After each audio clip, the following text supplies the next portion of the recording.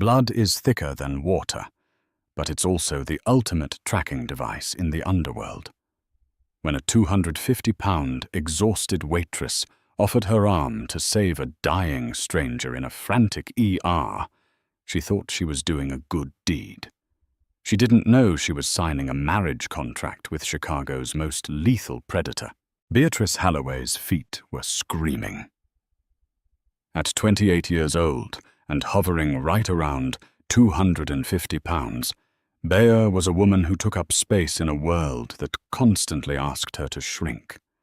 She was soft curves, thick thighs, and a generous belly, all currently encased in a faded pink polyester uniform that smelled permanently of stale coffee and fryer grease.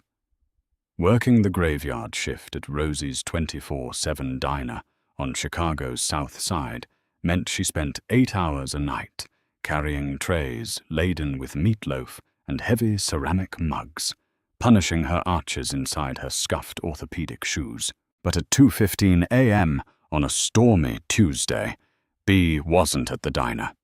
She was sitting in the harsh, flickering fluorescent purgatory of St. Jude's Medical Center's emergency room. Her roommate, Sarah Jenkins, had slipped on the wet kitchen floor of their cramped apartment and sent her hand straight through a glass pitcher. Sarah was currently behind the curtain, getting 12 stitches, leaving Bea to fight off sleep in a plastic chair that dug uncomfortably into her wide hips. That was when the heavy double doors of the ER blew open. The chaos was instantaneous. The metallic scent of copper and rain flooded the waiting room. 3 men in ruined, bespoke suits barged in, carrying a fourth between them. The man in the center was losing blood at a catastrophic rate, his white dress shirt completely saturated in a horrifying, sticky crimson. "We need a doctor, now!"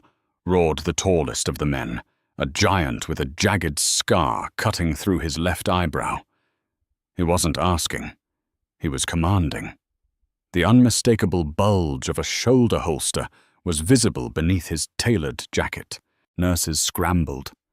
Dr. Harrison Reed, a weary veteran of the night shift, sprinted forward with a gurney. They hoisted the bleeding man onto it. As he passed Bea, a heavy, blood-soaked arm slipped off the edge of the mattress. She caught a glimpse of his face. He was strikingly handsome in a severe, aristocratic way. Sharp jaw, jet-black hair plastered to his forehead with sweat, and a brutal, magnificent profile. Even unconscious and dying, he radiated a terrifying gravity.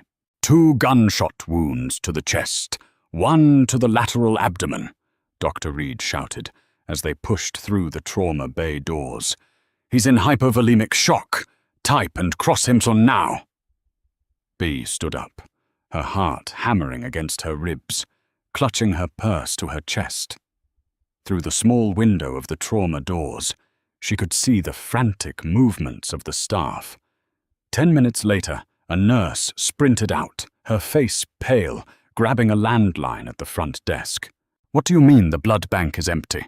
I know there was a multi-car pileup on I-90, but we need O-negative right now. We are losing a patient." The nurse slammed the phone down, burying her face in her hands. The scarred giant who had carried the man in slammed his fist against the reinforced glass of the reception window, spider-webbing the pane. "Find the blood. If he dies, this entire hospital burns to the ground." The receptionist was weeping. The security guards were frozen, clearly recognizing that these were not men you approached with a taser. It was the Italian syndicate, the Castiglione family. Bea didn't think. She didn't weigh the consequences or consider the violent, terrifying men tearing the lobby apart. She only heard that a man was bleeding out, and the hospital was out of the one thing that could save him. She walked up to the panicked nurse, her heavy footsteps steady. "Excuse me," Bea said, her voice surprisingly calm over the shouting.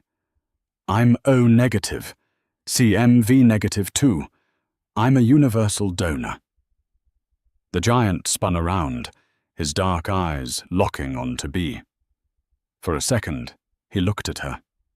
Really looked at her, taking in her messy brown bun, her flushed, chubby cheeks, and her stained waitress uniform.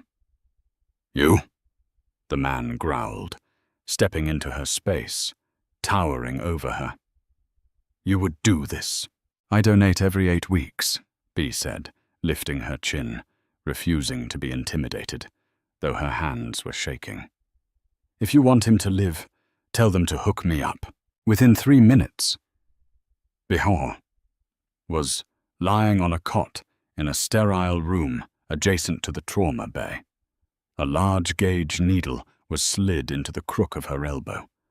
She watched the dark red tubing fill, her life force being siphoned directly into medical bags to be rushed next door. The scarred man, whose name she learned was Alessio, stood in the corner of her room, watching her with an unreadable, intense expression. They took 2 full pints. It was technically over the standard donation limit, and by the time they pulled the needle out, the room was spinning. B felt cold, her limbs heavy and lethargic.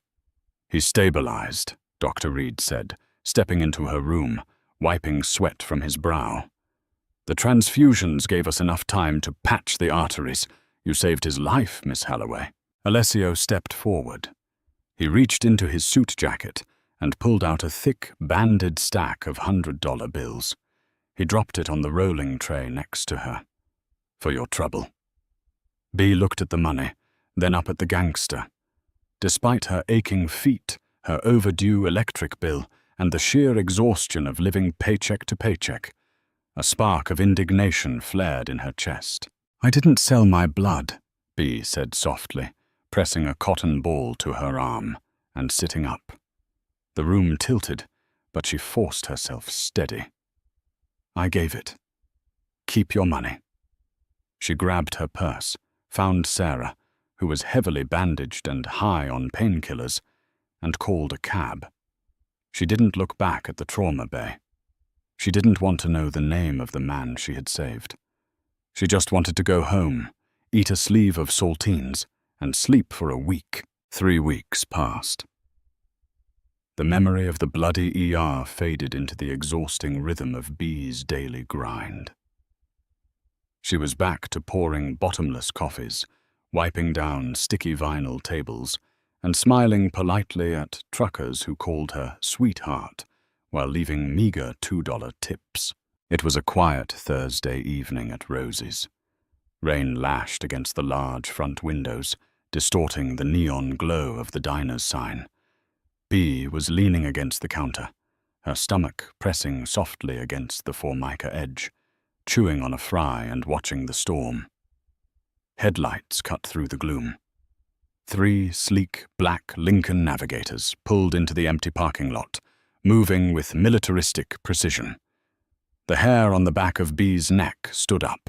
5 men stepped out. They were dressed in dark, impeccably tailored suits that had no business being in a diner that smelled of cheap bacon. They moved purposefully, spreading out.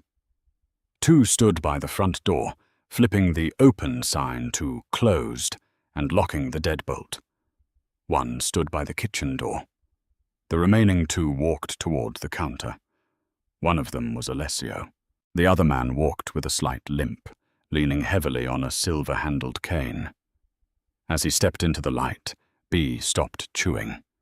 It was the man from the stretcher. He was fully awake now and terrifyingly vital. He wore a charcoal Brioni suit that draped flawlessly over his broad shoulders. His dark hair was slicked back, and his piercing obsidian eyes swept the diner before locking onto her. There was a predatory grace to his movements, even with the cane. He didn't look like a man who had nearly bled to death a few weeks ago. He looked like a king assessing his domain. He walked straight to the counter and slid into a booth in B's section. Alessio stood at a respectful distance. Bea swallowed hard, grabbed her coffee pot and a clean mug, and walked over. her thick thighs brushed together under her uniform skirt. She felt hyper-aware of her size, of the grease in her hair, of how incredibly out of place this man looked, sitting on cracked red vinyl. "Coffee?" she asked, her voice cracking slightly. "Black," he replied. His voice was a deep, raspy baritone that sent a strange shiver down her spine. It sounded like gravel wrapped in velvet. She poured the coffee. Her hand trembled, spilling a drop on the table. She quickly wiped it up with her rag. "I'm sorry. We're actually... well, your men just locked the door. But we're technically open if you want to order food." "I am not here for the food, Beatrice," he said. Hearing her name in his mouth made her freeze. She clutched the coffee pot to her chest. "How do you know my name?" "I know everything about you," he said, taking a slow sip of the scalding coffee without flinching. "Beatrice Halloway, 28. You live at 412 West Elm, apartment 3B. You share it with a Sarah Jenkins. You work 50 hours a week here, and 3 weeks ago you gave 2 pints of your O-negative blood to a dying man without asking for a dime." B took a step back, her heart hammering. "Look, Mr. Lorenzo," he interrupted smoothly. "Lorenzo Castiglione." The name dropped like an anvil between them. Even Bea, who purposefully avoided the local news, knew the Castiglione family. They owned the ports, the unions, and half the politicians in Chicago. "Okay, Mr. Castiglione," B breathed, her chest rising and falling heavily. "I'm glad you're feeling better, but you don't owe me anything.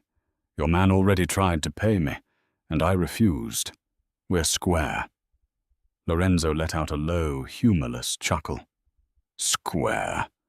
Beatrice, in my world, blood is the ultimate currency. You gave me your life force. My heart is beating right now because your blood is pumping through my veins. A debt like that cannot be paid with a stack of hundreds." He leaned forward, resting his large, ringed hands on the table. His gaze dropped momentarily to her waist, taking in her plush curves, before rising back to her eyes. There was no disgust in his look. In fact, there was a dark, possessive heat that made B's breath hitch. "But that is not why I am here," Lorenzo continued, his tone turning deadly serious. "I am here because my enemies, the Moretti Syndicate, found out what happened at St. Jude's. They found out a civilian saved my life, and they believe that striking you will send a message to me." B felt the blood drain from her face. "What?" No, I'm just a waitress. I have nothing to do with your mob war." "They don't care," Alessio spoke up from the shadows. "Tonight," Lorenzo said, his eyes never leaving hers, "a man broke into your apartment. My men intercepted him. Sarah was not home, thankfully. But they are actively hunting you, Beatrice." Tears pricked B's eyes. The diner began to spin, much like it had the night she donated the blood. She gripped the edge of the table to steady herself. "What do I do? Should I call the police?" Lorenzo scoffed softly. "The police cannot protect you from the Morettis. I can."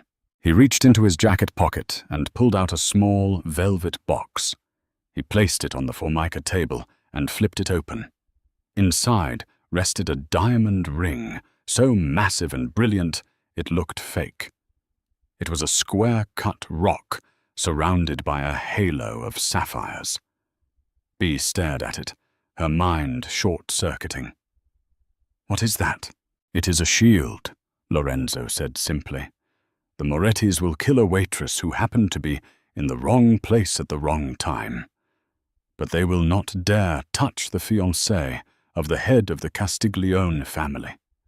Doing so would spark a war that would wipe them off the map.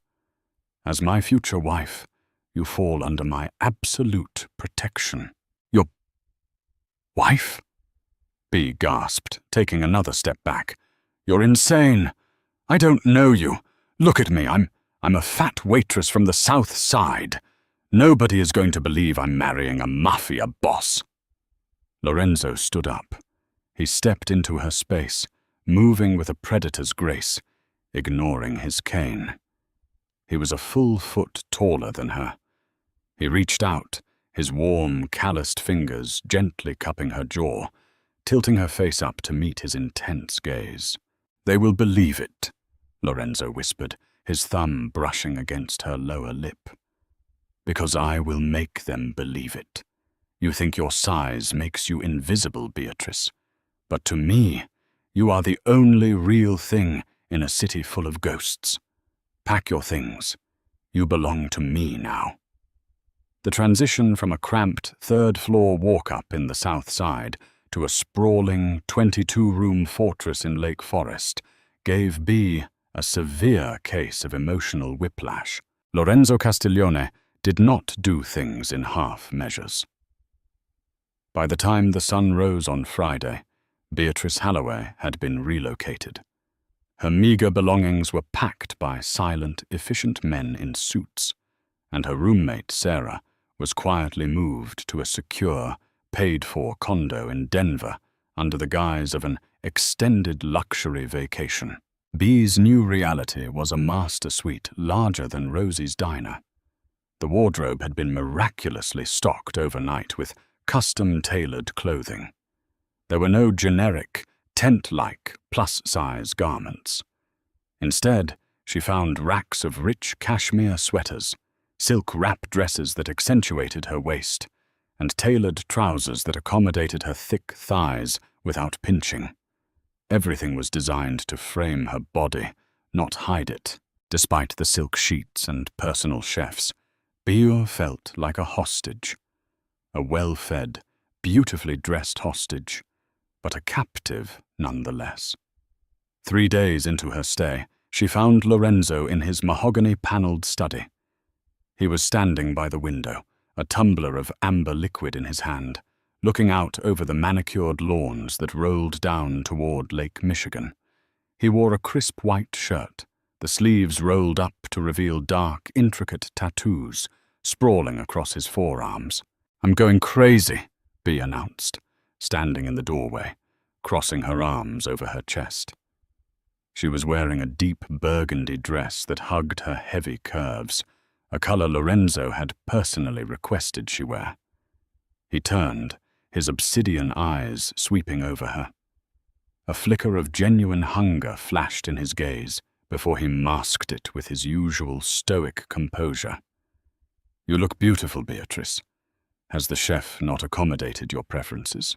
"The food is fine, Lorenzo, but I am not a porcelain doll," she snapped, stepping into the room. "I'm used to working. I'm used to being on my feet. Sitting around this mansion waiting for invisible assassins to strike is driving me out of my mind." Lorenzo set his glass down. He walked toward her, the slight limp from his recent brush with death still present but barely noticeable. He stopped mere inches from her. She had to tilt her head up to meet his eyes. "You are restless," he murmured, his deep voice vibrating in the quiet room. "I understand. But the threat is real. Vincent Moretti does not forgive easily. He lost territory to me last month, and finding out a civilian waitress saved my life, wounded his pride. In our world, wounded pride leads to spilled blood." "So what? I stay locked in this house forever as your fake fiancé?" "Not fake," Lorenzo corrected smoothly, lifting a hand to tuck a stray strand of brown hair behind her ear. His knuckles brushed her soft, plush cheek. "Tomorrow night, the Chicago syndicate heads are gathering at the Drake Hotel for the annual Gold Coast Charity Gala. I am introducing you to society. Once they see you on my arm, wearing my ring, the protection is absolute." Bea's stomach dropped. "A gala? Lorenzo, those women are all 0% body fat, dripping in old money. I'm 250 pounds of diner waitress. They're going to eat me alive." Lorenzo's expression hardened. He gripped her waist, his large hands easily spanning the curve of her hips, pulling her flush against his solid chest. The heat radiating from him was intoxicating. "Let them try," he growled. "You are more woman than any of those starving socialites. You saved a life while they count calories. When you walk into that room, you will not shrink yourself. You will hold your head high because you belong to a king. Understand?" Bee swallowed the lump in her throat, her pulse hammering against her collarbone. "Okay." The next evening, Bea stood before a full-length mirror, breathless. Lorenzo's tailor had created a masterpiece, a sweeping, emerald-green velvet gown with a plunging neckline that showcased her generous cleavage, cinched at the waist before flowing elegantly over her wide hips. Her hair was swept up into an intricate twist, and the sapphire engagement ring felt heavy and cold on her finger. When she walked down the grand staircase, Lorenzo was waiting in a bespoke tuxedo. For a moment, the dangerous mafia boss looked entirely breathless. He offered his arm, his eyes dark with unspoken promises. "You look like a queen." The Drake Hotel ballroom was a sea of crystal chandeliers, flowing champagne, and dangerous men hiding behind polite smiles. The moment Lorenzo and Bea entered, the ambient chatter died. Hundreds of eyes locked onto them. Bea felt a wave of anxiety, instinctively wanting to cross her arms to hide her stomach. But Lorenzo squeezed her hand, a silent command. She squared her shoulders and walked tall. For the first hour, it was surprisingly civil. Lorenzo introduced her to politicians, judges, and union bosses. But the tension in the room spiked when a tall, painfully thin man with a hooked nose and slicked-back grey hair approached them. "Lorenzo," the man purred. "Vincent," Lorenzo replied, his voice dropping an octave. Vincent Moretti's cold, reptilian eyes slid over Bea, lingering on her waistline with obvious disdain. "I heard a rumor you were settling down, Castiglione, but I must admit, I expected someone a bit more refined, or at least someone who pushes away from the table." A collective gasp rippled through the immediate bystanders. Bee's face burned hot with shame. But before she could retreat, Lorenzo moved. Quicker than lightning, he grabbed Vincent by the throat, slamming the older boss back onto a lavishly set banquet table. Crystal shattered. Women screamed. "Listen to me very carefully, Vincent," Lorenzo hissed, pressing his forearm against Moretti's windpipe. "This woman's blood is the reason I am breathing. She is my bride. If you so much as look at her with disrespect again, I will cut out your eyes and feed them to the stray dogs in the South Side. Am I clear?" Vincent choked, nodding frantically. Lorenzo released him, smoothing his own tuxedo jacket as if nothing had happened. He turned back to Bee, offering his arm. "Shall we get some air, my love?" As they walked out to the terrace, Bee's heart was pounding. Nobody had ever defended her like that. Nobody had ever made her feel so profoundly valued. The line between their fake engagement and her very real, terrifying feelings was blurring rapidly. But out in the cool Chicago night air, the real twist was waiting. The gala ended early due to the altercation. Lorenzo and Bea were escorted to the underground parking garage by Arthur, Lorenzo's head of security. Arthur was a quiet, unassuming man who had worked for the Castiglione family for 15 years. As they approached the armored Lincoln, Arthur unlocked the doors. But instead of opening the rear door for them, he stepped back, his hand hovering over his earpiece. "Arthur, what are you doing?" Lorenzo asked, his eyes narrowing. "I'm sorry, boss," Arthur whispered, pulling his firearm. Vincent made me an offer I couldn't refuse." Before Arthur could raise the gun, Lorenzo pushed Bea behind the massive concrete pillar of the parking garage and drew his own weapon. Gunfire erupted in the echoing concrete cavern. 2 black SUVs suddenly screeched around the corner, blocking the exit. 6 of Vincent Moretti's men piled out, armed with automatic weapons. "Stay down!" Lorenzo roared over the deafening sound of bullets pinging off the armored Lincoln. He returned fire, dropping one of the advancing thugs. Bea was pressed against the cold, grimy concrete, her beautiful emerald dress collecting dust. Panic seized her throat. They were pinned down. Lorenzo only had a handgun, and the men advancing on them had heavy firepower. Worse, Lorenzo's leg was bleeding. A stray bullet had grazed his thigh, aggravating his previous injuries. He stumbled, falling behind the bumper of the car. The Moretti men were closing in, reloading their weapons. Arthur was flanking them from the right. Bea's diner instincts kicked in. At Rosie's, when a drunken brawl broke out, you didn't cower. You grabbed the nearest heavy object.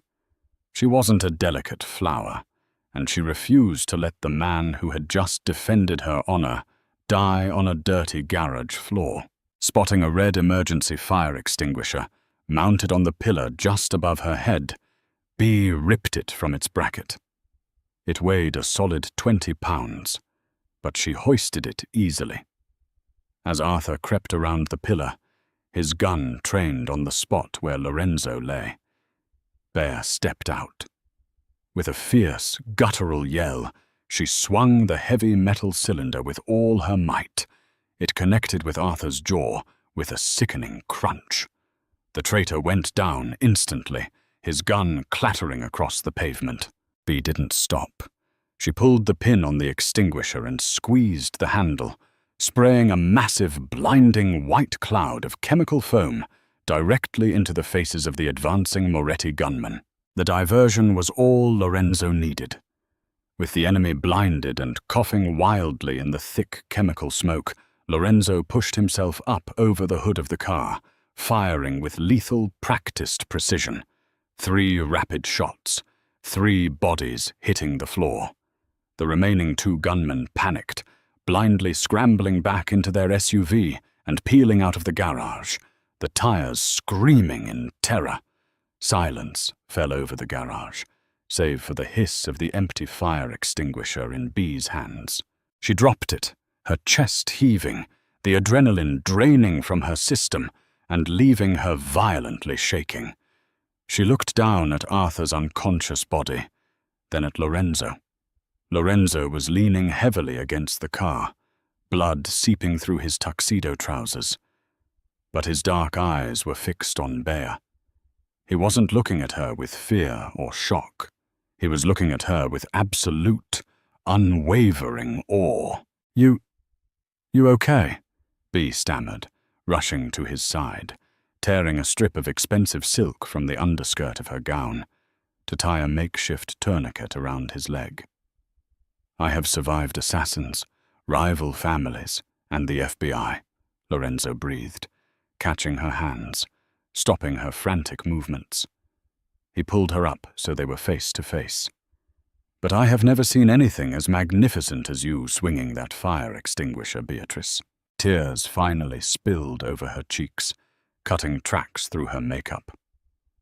"I couldn't let them kill you. I already gave you my blood once. I wasn't about to let it spill on this floor." Lorenzo reached into his pocket.